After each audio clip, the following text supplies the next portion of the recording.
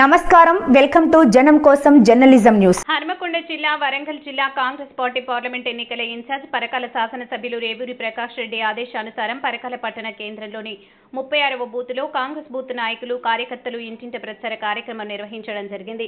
వెనుకబడిన కులాలకు బీజేపీ ప్రభుత్వం చేస్తున్న అన్యాయాలను ప్రజలకు తెలియజేస్తూ రాష్ట్రంలోనూ మరియు కేంద్రంలోనూ కాంగ్రెస్ పార్టీ అధికారంలో ఉంటే బడుగు బలహీన వర్గాలకు జరిగే మేలు ఉద్యోగ అవకాశాల కొరకు వరంగల్ పార్లమెంట్ అభ్యర్థి డాక్టర్ కడియం కావ్యను భారీ మెజార్టీతో కాంగ్రెస్ పార్టీ హస్తం గుర్తుకు ఓటేసి గెలిపించాలని బూత్ నాయకులు చెరిపల్లె మొగిలి అన్నారు. ఈ కార్యక్రమంలో వార్డు నాయకులు పసుల నాగరాజు, మహిళా ఇన్ఛార్జ్ పసుల విజయ భద్రయ్య, 10వ వార్డు కౌన్సిలర్ పసుల లావణ్య మరియు బూత్ కార్యకర్తలు గూడెల్లి భాస్కర్, కుమార్, పెండెల ప్రతాప్, రాజ్ కుమార్, రజనీకాంత్, అనిల్, రవి, భారతి తదితరులు పాల్గొన్నారు.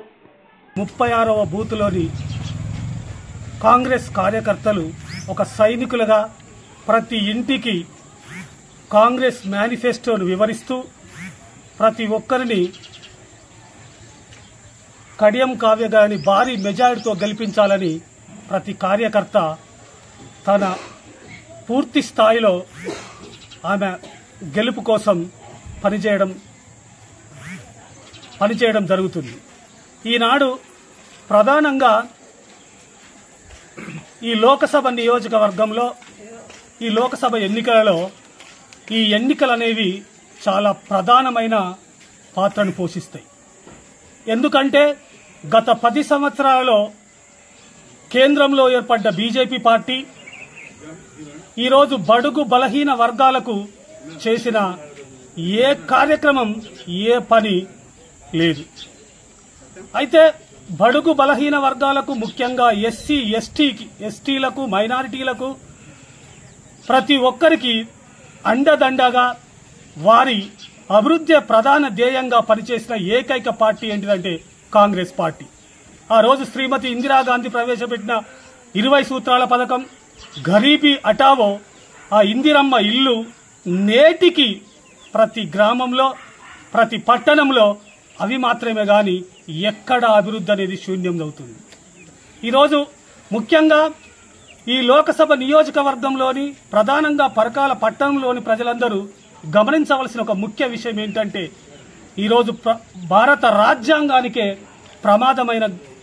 ప్రమాదం ఏర్పడే గడియలు మొదలవుతున్నాయి. ఈరోజు ఆనాడు ఎన్నో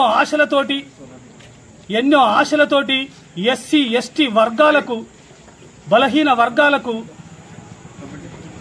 వర్గాలు ఉన్నత వర్గాలతోటి సమాన స్థాయిలో ఉంచాలనే ఉద్దేశంతో ప్రజాస్వామ్యం విజయవంతం కావాలంటే ఈ సామాజిక వర్గాలనేది అభివృద్ధి చెందాలనే ఉద్దేశంతో ఆనాడు రాజ్యాంగంలో రిజర్వేషన్ ప్రవేశపెట్టారు మహానీయుడు డాక్టర్ బిఆర్ అంబేద్కర్.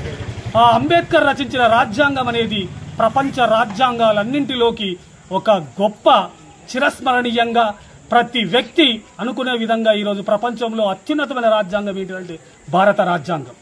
ఆ భారత రాజ్యాంగాన్నే మార్చే స్థితిలో ఈరోజు బీజేపీ ప్రభుత్వం అని ఉన్నది. కాబట్టి అలాంటి బీజేపీ ప్రభుత్వాన్ని పూర్తి స్థాయిలో ఓడించడానికి ప్రజలందరూ అప్రమత్తం కావాల్సిన అవసరం ఉన్నది. ఎందుకంటే ఈరోజు సంపద అంతా కొద్ది మంది వ్యక్తులలో కేంద్రీకృతమైనది. కాబట్టి గౌరవంగా ఈరోజు కాంగ్రెస్ పార్టీ రాహుల్ గాంధీ ప్రవేశపెట్టిన మేనిఫెస్టోలో సంపద వికేంద్రీకరణ అన్నాడు. అదేవిధంగా కులగణన ద్వారా రిజర్వేషన్ సిస్టాన్ని ప్రవేశపెడుతున్నాడు. అలాంటి మేనిఫెస్టో అనేది ఈరోజు భారతదేశ ప్రజలందరికీ ఎంతో అవసరం. ఆ అభివృద్ధి భారతదేశం అభివృద్ధి పూర్తి స్థాయిలో బడుగు బలహీన వర్గాలందరూ అభివృద్ధి చెందాలంటే కాంగ్రెస్ పార్టీ వల్లనే సాధ్యమవుతుంది అని ఈ సందర్భంగా చెప్పక తప్పదు. ఈరోజు జరుగుతున్న మొత్తం టోటల్గా ఈరోజు సంపద అంతా కేవలం కార్పొరేట్ వ్యక్తుల చేతిలోనే ఉండడం జరుగుతుంది. ఈరోజు ఒక ఎస్సీ, ఒక ఎస్టీ, ఒక బీసీ వర్గాల్లో ఎవరి చేతిలో చూడు ఒక గుర్తింపు తగ్గిన ఫ్యాక్టరీలు లేవు. కొందరు వ్యక్తుల చేతిలోనే కేంద్రీకృతమైనవి. కాబట్టి అలాంటి సంపదను వికేంద్రీకరించాలనే ఉద్దేశంతో ఈరోజు రాహుల్ గాంధీ ప్రవేశపెట్టిన ఈ పంచ న్యాయ సూత్రాలు పూర్తి స్థాయిలో అమలు కావాలంటే మనం కాంగ్రెస్ పార్టీని పూర్తి స్థాయిలో బ్రహ్మాండమైన మెజారిటీతోటి గెలిపించవలసిన అవసరం ఉన్నది. కాబట్టి ఈ సందర్భంగా చెప్పింది కాబట్టి మనకు కడియం కావ్య గురించి చెప్పాలంటే వాళ్ళ నాన్న కడియం శ్రీహరి ఒక 4 ఒక 40 సంవత్సరాల సుదీర్ఘమైన రాజకీయ అనుభవం కలిగిన వ్యక్తి యొక్క కూతురు. మరి ఒక అతని యొక్క రాజకీయ అనుభవమే కాకుండా ఆమె ఈరోజు ఒక సామాజిక సేవా దృక్పథంతో అనేక రకాల NGOsను స్థాపించి నిరంతరం ప్రజల సేవకే అంకితమైన మహా వ్యక్తి ఇప్పుడు కడియం కావ్య. కాబట్టి మిగతా బీజేపీ పార్టీకి సంబంధించిన వ్యక్తులైనా టీఆర్ఎస్ పార్టీకి సంబంధించిన వ్యక్తులైనా వారికి ఎవరికి సామాజిక సేవా దృక్పథం అంటూ లేదు. ఒక సామాజిక సేవా దృక్పథం, ఒక NGOsను స్థాపించి వరంగల్ ప్రజలలో సుస్థిరమైన స్థానం సంపాదించుకున్న కడియం కావ్యను గెలిపించుకోవలసిన అవసరం మన పైన ఉన్నది. కాబట్టి పూర్తి స్థాయిలో భారీ మెజారిటీతో కావ్యాన్ని గెలిపించాలని కోరుచు, చేతి గుర్తుకే కడియం కావ్య గారి చేతి గుర్తుకే